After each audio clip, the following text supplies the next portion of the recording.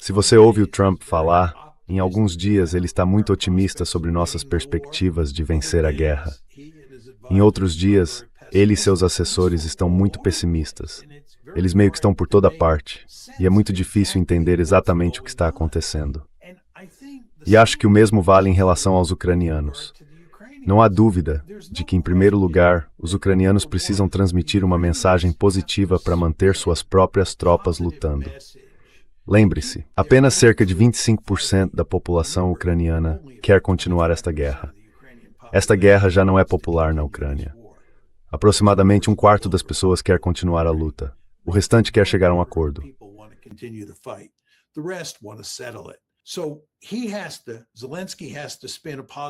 Então Zelensky precisa construir uma narrativa positiva para manter sua população ao seu lado e também para continuar recebendo ajuda do Ocidente, para convencer o Ocidente de que vale a pena apostar na Ucrânia. E ele está especialmente preocupado em manter os Estados Unidos na luta. Então, por esses motivos, surge essa narrativa positiva. Mas o segundo ponto é que Zelensky certamente sabe do que você e eu já falamos muitas vezes. A Ucrânia não está indo bem no campo de batalha e não consegue fazer muita coisa com sua campanha de drones de longo alcance. E quanto mais essa guerra se prolonga nas circunstâncias atuais, pior fica a situação da Ucrânia. Eles certamente entendem isso. Certamente entendem que a cada mês perdem mais território.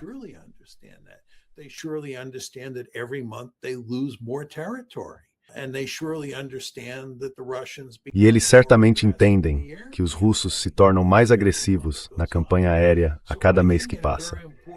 Então acho que de uma forma muito importante, ele tem um incentivo para resolver isso antes que a situação piore. Eu apostaria muito dinheiro que ele entende isso. E isso explica a outra narrativa que vem de Zelensky e de seus assessores. Então você tem essas duas narrativas, de certa forma, em disputa. E para pessoas como nós, do lado de fora, tentando entender o que está acontecendo, é realmente muito difícil. E tenho certeza de que quando começarmos a falar sobre a guerra no Irã, mais uma vez teremos dificuldade para entender exatamente o que está acontecendo. Porque há essas narrativas em disputa e não temos acesso ao que acontece a portas fechadas, que é o que realmente importa, é claro.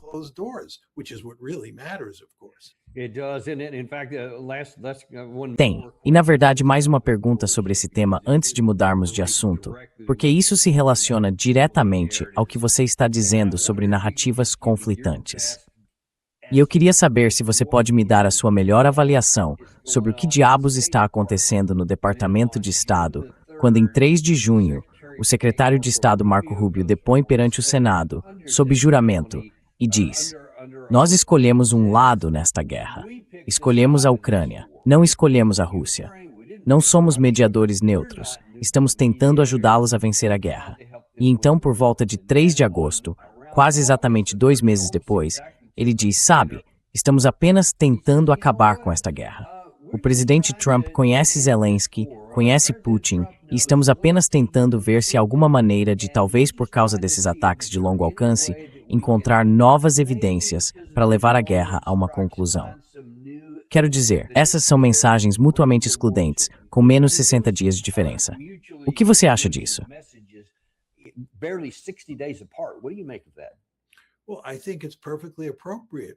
Bem, acho perfeitamente apropriado que o secretário de Estado do presidente Trump apresente argumentos contraditórios com frequência. Muito consistente, eu diria, não é? Quer dizer, ele é o braço direito de Trump em política externa e, portanto, seria de se esperar que refletisse as opiniões do presidente. E acho que é isso que está acontecendo aqui. Marco Rubio está refletindo as opiniões do presidente Trump.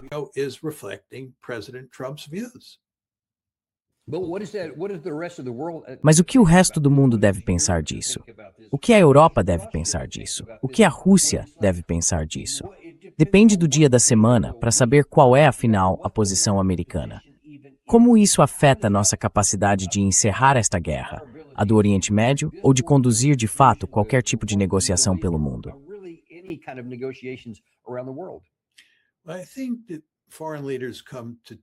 Acho que os líderes estrangeiros chegam a duas conclusões.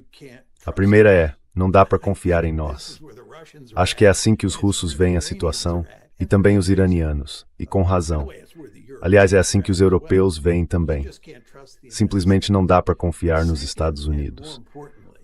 Mas a segunda conclusão, e mais importante, é que acho que a maioria dos líderes no mundo acredita que somos perigosos.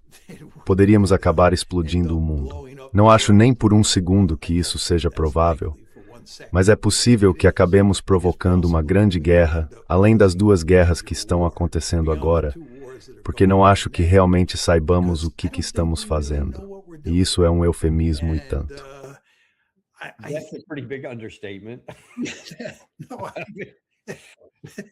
O fato de você poder dizer que isso é um eufemismo diz muito sobre onde estamos, se você realmente pensar a respeito. Mas eu não acho que o governo saiba mais o que está fazendo em relação ao Irã. E mesmo no caso da Ucrânia, se você voltar ao que Trump disse que faria para encerrar aquela guerra, depois ao que aconteceu em Anchorage, e então avançar para onde estamos hoje, ele mudou de posição o tempo todo. E certamente não conseguiu encerrar essa guerra, apesar de estar profundamente comprometido em fazer isso. E de fato, Daniel, ele nem chegou perto de encerrar essa guerra.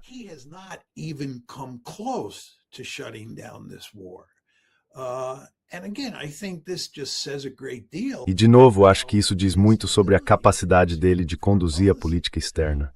Quer dizer, não quero me desviar do assunto, mas, como nós dois sabemos, se você é o presidente dos Estados Unidos e está tentando formular e executar uma política externa coerente, isso tem que ser feito de uma maneira muito sistemática, muito racional. Você precisa montar equipes para lidar com os problemas que enfrenta. Precisa conversar com todo tipo de pessoa inteligente que esteja ao seu lado, ou seja, contra você, para ter certeza de que entende exatamente o que está enfrentando. E então precisa se certificar de que todos os detalhes estejam resolvidos antes de realmente começar uma guerra ou seguir por um caminho para encerrar a guerra. Você simplesmente precisa agir assim.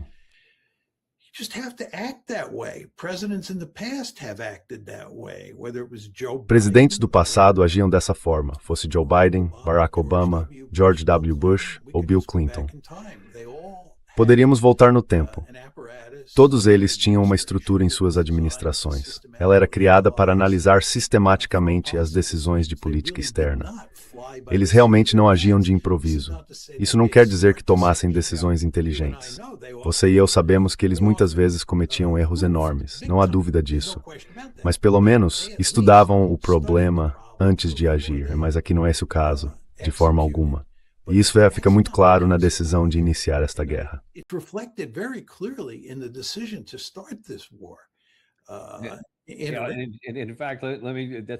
E na verdade, esse é um ponto de transição perfeito, porque agora vamos ver que há até uma certa falta de entendimento sobre o que está acontecendo no círculo mais próximo do presidente Trump em relação à guerra com o Irã. Vamos começar com Keith Kellogg, que também tem mudado bastante de posição. Ele queria tomar a ilha de Karg, queria voltar e terminar o trabalho. E então, acompanhando a mensagem do presidente Trump, agora ele está meio que dizendo, bem, talvez devêssemos ter algumas diplomacia aqui. Mas mesmo assim, isso evoluiu de ontem à noite, e até a mensagem fuz.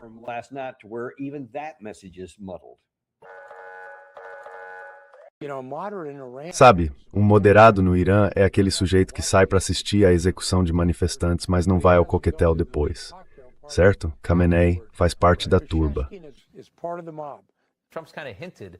Trump meio que deu a entender ainda hoje que talvez tenham que entrar lá de novo. Mas é quase como se quisessem apresentar isso de um jeito que dissesse, olha, nós tentamos 50 vezes e eles mentiram 50 vezes, para poder justificar uma medida extrema no futuro. Isso parece fazer parte da equação? Sim, tem. E dou todo o crédito ao presidente Trump por isso. Ele está tentando chegar a uma solução diplomática, mas chega um ponto em que você diz, basta. O que isso significa, afinal, João? Porque nós tínhamos uma solução diplomática em 17 de junho, e então estragamos tudo ao tentar inserir algo no parágrafo 5 sem seguir o parágrafo 1. E aí, começamos essa campanha de bombardeios de 13 dias no meio disso. Que acordo negociado estamos sequer buscando agora?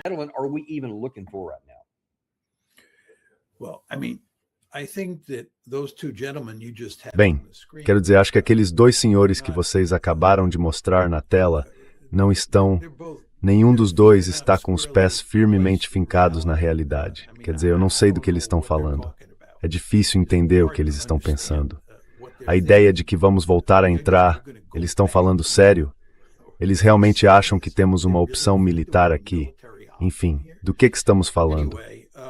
Como você disse, tivemos um memorando de entendimento em 17 de junho e nós efetivamente nos afastamos desse memorando, porque, como você aponta, basicamente violamos o 5º e o 1º artigos desse memorando. E então entramos nessa campanha de retaliação mútua.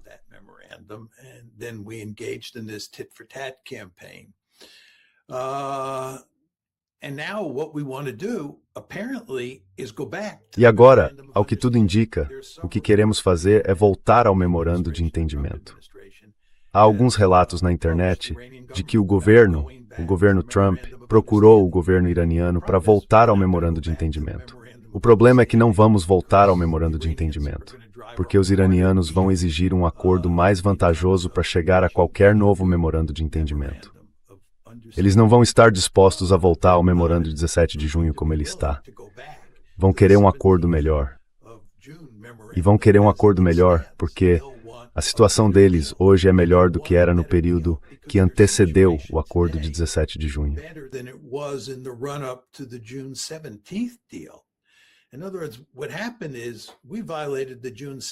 Em outras palavras, o que aconteceu foi que violamos o acordo de 17 de junho. Entramos nessa campanha de retaliação mútua e ela não produziu vitória em nenhum sentido desse termo. E, na verdade, basicamente optamos por encerrar essa campanha de retaliação porque não conseguíamos mais sustentá-la devido à escassez de armas que temos. A última coisa de que precisamos é continuar os combates, dada a nossa falta de armamentos. Então, o resultado final é que estamos numa posição extremamente difícil neste momento. Os iranianos não confiam em nós e, desta vez, vão negociar em termos muito mais duros.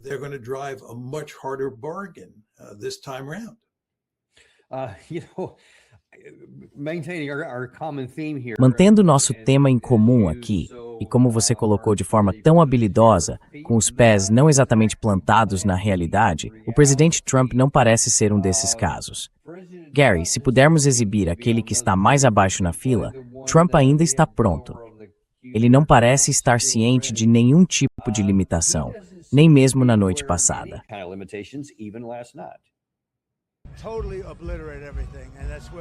Obliterar totalmente tudo. Era para onde estávamos indo. E eles queriam negociar, e estamos fazendo isso. E parece estar funcionando muito bem. O que faz você pensar que isso será diferente? Porque eles tendem a nunca... Pode ser, pode não ser. Acho que a ameaça disso... Quer dizer, isso foi mais do que uma ameaça. Estávamos prontos para agir. E sabe, na vida eles sabem quando você está pronto para agir e quando está apenas blefando. Não, estávamos prontos para agir. Estamos prontos para agir. Temos que fazer isso.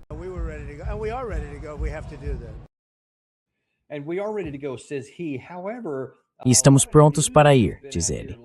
No entanto, tem saído muita notícia ultimamente de que praticamente todos os nossos mísseis de precisão de longo alcance estão ficando escassos. Sejam os THAAD, os interceptadores PAC-3, os mísseis de cruzeiro Tomahawk, os JASSM e até alguns dos mísseis ATACMS e PRSM também. Mas o próprio presidente Trump, em uma publicação no Truth Social, pouco depois da meia-noite de ontem, diz que os Estados Unidos têm enormes quantidades de munições, especialmente de certos tipos. Não sei de quais tipos ele está falando, mas enfim. Além disso, grandes quantidades estão sendo fabricadas e enviadas conforme necessário, blá blá blá. Então o que ele está dizendo é, sim, eu não me preocupo com nada disso. Ele deveria se preocupar? Claro.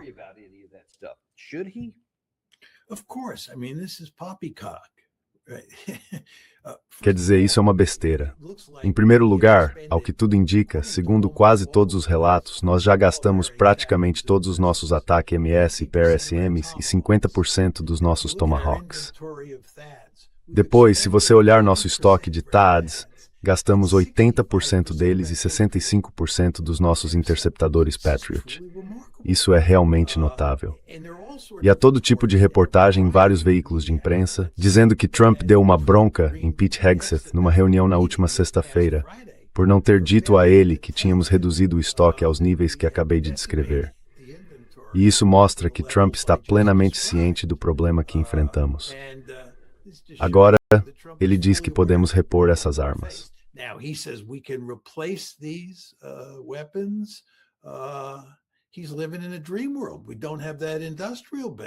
Ele vive num mundo de fantasia. Não temos essa base industrial como estávamos falando antes. Leva anos para repor isso, vai levar anos para substituir todos esses mísseis. Então estamos em sérios apuros. E esse é um dos motivos, não o único, mas um dos motivos pelos quais ele não atacou nesta última sexta-feira, apesar de ter dito que ia atacar. Nós não temos as armas. Você simplesmente não quer pensar em como seria um ataque. Nós atacaríamos, seria um ataque massivo, ele diz. E sempre que você ouve a palavra massivo, isso significa que vai muitos mísseis e muitas bombas.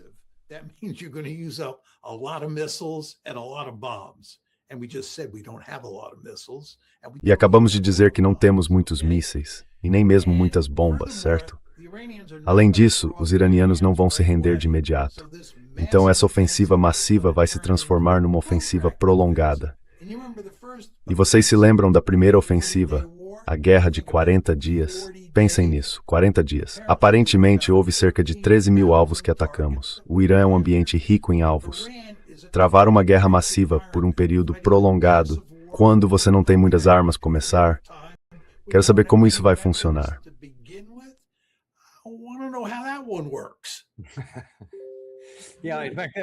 Sim, na verdade, isso foi destacado nesta entrevista recente com um sujeito chamado Coronel Hamilton, que estava falando sobre os Patriots. Agora, na primeira parte desse trecho, vou só deixar um aviso.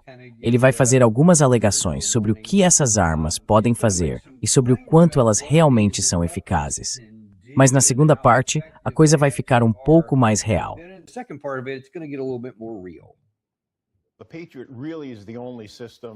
O Patriot é, de fato, o único sistema produzido em grande escala capaz de derrubar mísseis balísticos russos de forma eficaz e em altas taxas. Em segundo lugar, nossos parceiros e aliados europeus. Alguns deles têm o Patriot, mas têm ainda menos unidades restantes do que os Estados Unidos. Isso porque enviaram tantos para a Ucrânia nos primeiros anos da guerra. Os Estados Unidos gastaram muitos mísseis Patriot na Guerra do Golfo e na guerra contra o Irã. Os números que estou vendo indicam que tínhamos cerca de 2.330 antes da guerra. Agora estamos com cerca de 800. Então já gastamos quase 2/3 dos nossos Patriots. Não temos como fornecê-los porque precisamos deles. Os Estados Unidos têm de preservá-los para outros teatros, o Oriente Médio, o Indo-Pacífico e também a Europa. Por isso, chegamos até a desviar mísseis que nossos parceiros e aliados europeus já tinham comprado e pago, para reabastecer os estoques dos Estados Unidos.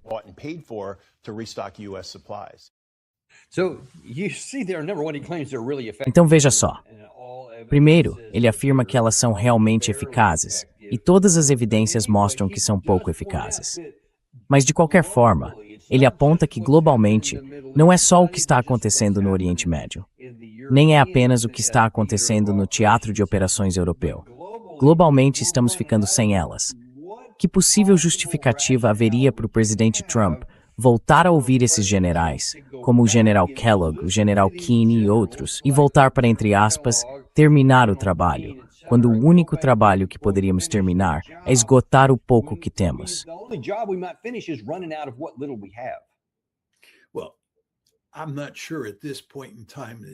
Bem, neste momento, não tenho certeza de que ele esteja ouvindo Keeney, o Pete Hegseth ou, aliás, o Keith Kellogg.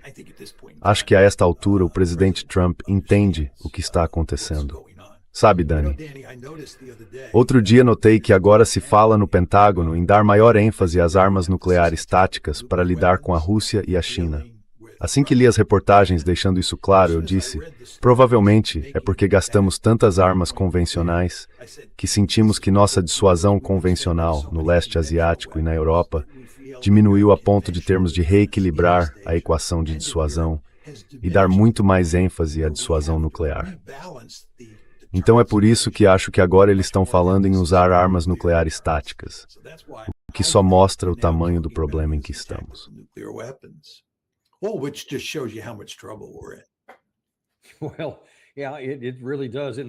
Bem, sim, realmente tem. E isso também é preocupante, por vários motivos. Mas então, por que queremos seguir por esse caminho? Que lógica se pode tirar do reconhecimento dos arsenais de mísseis e da percepção de que isso poderia exigir que dessemos uma ênfase maior às armas nucleares táticas? Isso poderia ser potencialmente catastrófico e levar a uma troca de ataques que poderia matar dezenas de milhões de americanos. Por que continuar por esse caminho? Em vez de dizer, tá bom, sabe de uma coisa? Vamos conseguir uma folha de barreira, uma vitória de fachada, seja lá o que for, e sair daqui. Por que não faríamos isso? Bem, eu acredito que eles vão tentar fazer isso no Irã.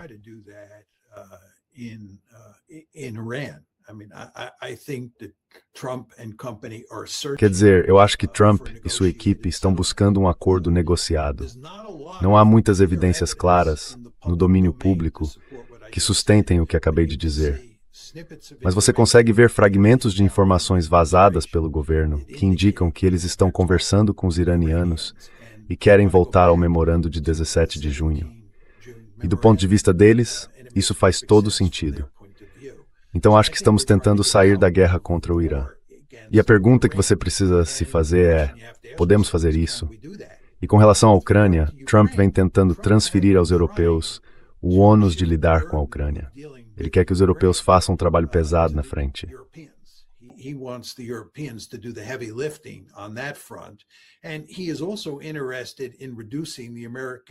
E ele também tem interesse em reduzir a presença militar americana na Europa. O problema que Trump enfrenta é que ele acabou de cometer um enorme ao atacar o Irã. É uma guerra perdida.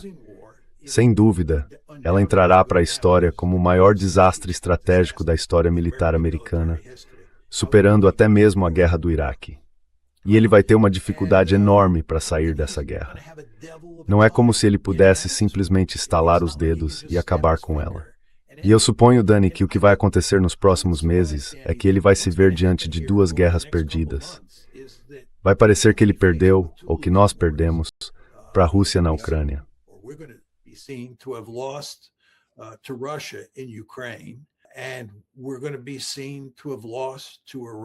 E vamos parecer ter perdido para o Irã no Oriente Médio. E além de tudo isso, se você olhar para a questão palestina, o genocídio continua em Gaza, e os israelenses estão em uma ofensiva desenfreada, não só na Cisjordânia, mas também no sul do Líbano. E Trump criou esse Conselho da Paz, que supostamente faria todo tipo de coisa maravilhosa em relação aos israelenses, mas fracassou. E não há nenhuma evidência de que Trump vai conseguir fazer Netanyahu, ou qualquer substituto de Netanyahu, mudar as políticas básicas de Israel na Cisjordânia, em Gaza e no sul do Líbano. Então, Trump fracassou em quase todas as frentes e cada vez mais pessoas estão a perceber isso.